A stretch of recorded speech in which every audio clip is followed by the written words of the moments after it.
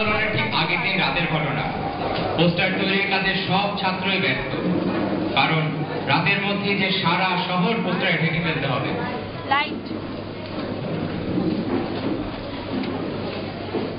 আচ্ছা সালাম, তোর কি মনে হচ্ছে বলতো? আমাদের আগামীকালের কর্মসূচি সরকারের উপর কোনো প্রভাব ফেলতে পারবে? কেন? না, ঠিক তা না। জিন্না, নাজিমুদ্দিন, নুরুল আমিনরা যেভাবে চলতি বললো একমাত্র উর্দুই হবে পাকিস্তানের রাষ্ট্রভাষা, তাতে করে তো মনে হয় না ওরা সহজে আমাদের দাবি মেনে নিবে। তাছাড়া ঢাকায় ওরা 1 মাসের জন্য 144 ধারা দাবি করেছে। ওরা ঘোষণা করলেন যে আমাদের মানতে হবে, এমন তো কোনো কথা নেই। আর গতকাল মিটিংয়ে কি সিদ্ধান্ত নেওয়া হলো তাকে তোরা ভুলে গেলি। আগামীকাল সকালে আমরা সকলে বিশ্ববিদ্যালয়ের সামনে সমাবেশ হবো। ওদের জারি 144 ধারা আমরা ভাঙবই। আর উর্দু ভাষা যদি আমাদের উপর চাপে দেওয়া হয় তাহলে আমরা কঠোর আন্দোলন করবো। হ্যাঁ, আমরাও দেখতে চাই নুরুল আমিন সরকারের বাধ্যকারী কতগুলি জমা আছে। 144 ধারা আমরা ভাঙবো। আন্দোলন আন্দোলন করলে কি হবে? নাচেদি জাহাজে। বাহ, বেশ বেশ, এই না হলে আমার বোন। ওই বললে না তো, আন্দোলন করলে কি হবে?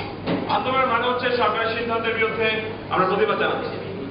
তোরা জানিস সারা পাকিস্তানের 56% মানুষ বাংলা ভাষায় কথা বলে, কিন্তু তবু ওরা বাংলা ভাষাকে আমাদের রাষ্ট্রীয় ভাষা হিসেবে মর্যাদা দিতে চায় না। ওরা চায় আমরা সবাই উর্দু ভাষায় কথা বলি, কিন্তু আমরা তা চাই না। এজন্য আমরা তাদের বিরুদ্ধে কঠোর আন্দোলনের নামবো। তোমরা 144 ধারা ভাঙলে কোনো গন্ডগোল হবে না? আমার জন্য কেমন ভয় ভয় করছে। আরে দূর, ভয় কিসে? পাবো না। এটা শেষ হলাম। শাস্তি দেয়? শাস্তি দেবে? মাতৃভাষা তো মায়েরই মতো, তোদের ধরজাপটায় আসো, মাকে তো আর হাতে দিতে পারি না। আমিও যাবো মিছিলে। নেবে নেবে আমাকে? তুই মিছিলে গিয়ে কি করবি? কেন? তোমাদের মতো 144 ধারা ভাঙবো, স্লোগান দেব, আন্দোলন করবো।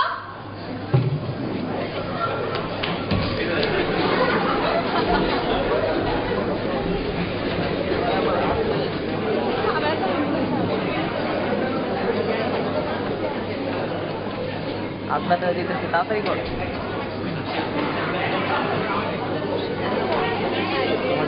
অবশেষে ঐতিহাসিক 21শে ফেব্রুয়ারি 5 জন করে শান্তিপূর্ণভাবে 144 ধারা ভঙ্গের সিদ্ধান্ত নেওয়া হলেও পরবর্তীতে 10 জন করে শান্তিপূর্ণভাবে 144 ধারা ভঙ্গের সিদ্ধান্ত নেওয়া হয়।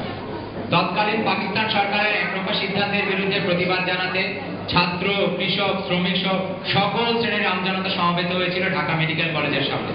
শ্রেণী ভিন্নতা থাকলেও দাবি ছিল সবার একটাই, বাংলাকে রাষ্ট্রভাষার মর্যাদা দিতে হবে। উর্দুকে পূর্ব পাকিস্তানের উপর জোরপূর্বক চাপিয়ে দেওয়া চলবে না। ওরা রাষ্ট্রভাষা বাংলা চায় ধ্বনিতে মুখরিত করে তুলেছিল বিশ্ববিদ্যালয় এলাকা। রাষ্ট্রভাষা, রাষ্ট্রভাষা, বাংলা চাই, বাংলা চাই, রাষ্ট্রভাষা, রাষ্ট্রভাষা, বাংলা চাই, বাংলা চাই, রাষ্ট্রভাষা, রাষ্ট্রভাষা, বাংলা চাই, বাংলা চাই, রাষ্ট্রভাষা, রাষ্ট্রভাষা, বাংলা চাই, বাংলা চাই, রাষ্ট্রভাষা।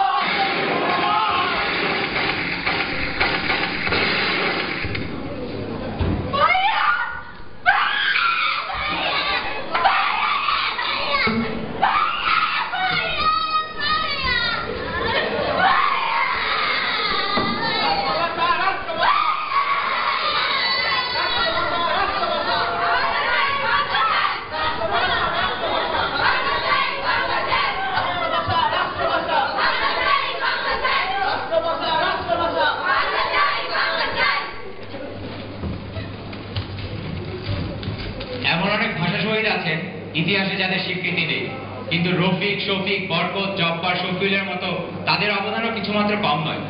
ভাষা সৈনিকের আত্মোৎসর্গের প্রতি শ্রদ্ধা জানিয়ে সর্বপ্রথম শহীদ মিনার তৈরি করা হয়, যা কিনা তৎকালীন সরকার অনুসারী পুলিশ রাতের আধারে ভেঙে গুড়িয়ে দেয়।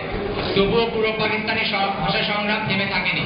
অবশেষে 1956 সালে বাঙালিদের দাবি মেনে নিয়ে বাংলাকে রাষ্ট্রভাষার মর্যাদা দিতে বাধ্য হয় অত্যাচারী পাকিস্তানি সরকার।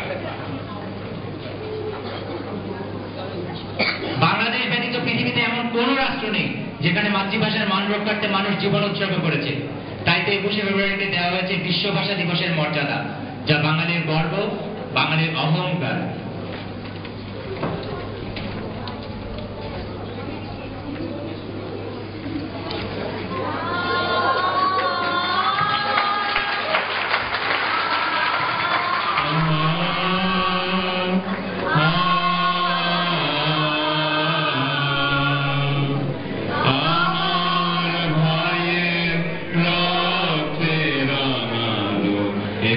একুশে ফেব্রুয়ারি